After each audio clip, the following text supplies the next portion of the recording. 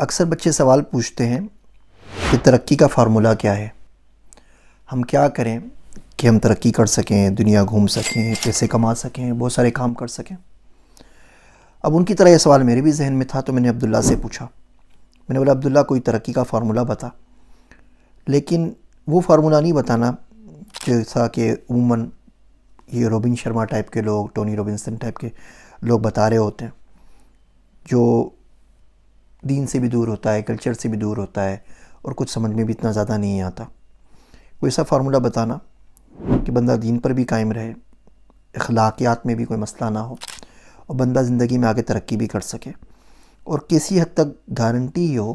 دعوے سے تو کوئی بات کہی نہیں جا سکتی، دعوے کا ورڈ یوز کرنا بڑی خطرے کی بات ہے۔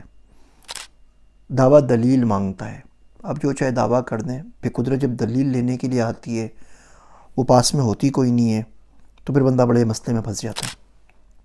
لیکن اچھی امید رکھی جا سکتی ہے کہ اس ترقی کے فارمولے پہ عمل کرنے سے بندے کی زندگی میں کچھ نہ کچھ بہتری ضرور آئے گی۔ تو جو جواب عبداللہ نے مجھے دیا، سوچا کہ میں آپ کی گوش گزار کر دوں۔ میں بھی اس پہ عمل کروں گا، مجھے بھی فائدہ ہوگا، آپ بھی عمل کیجئے گا، آپ کو بھی فائدہ ہوگا، ہم سب مل کے اس کو دعائیں دیں گے۔ 5 چیزیں ہیں ترقی کے فارمولے کے اندر، اور ان 5 چیزوں پہ ضرور عمل کرنا چاہیے۔ پہلا فارمولہ یہ ہے کہ لوگوں کا نقصان اٹھا لیں۔ دوسرا کام یہ کریں کہ اللہ سے باتیں کریں، روز رات کو سوتے ہیں، لیٹیں آرام سے باتیں کریں۔ تیسرا کام یہ کریں کہ کوئی ٹائمر لگا لیں، 1 گھنٹہ آپ کی زندگی میں ایسا نہیں گزرے جس میں آپ نے اللہ سبحانہ و تعالیٰ کا نام نہ لیا ہو۔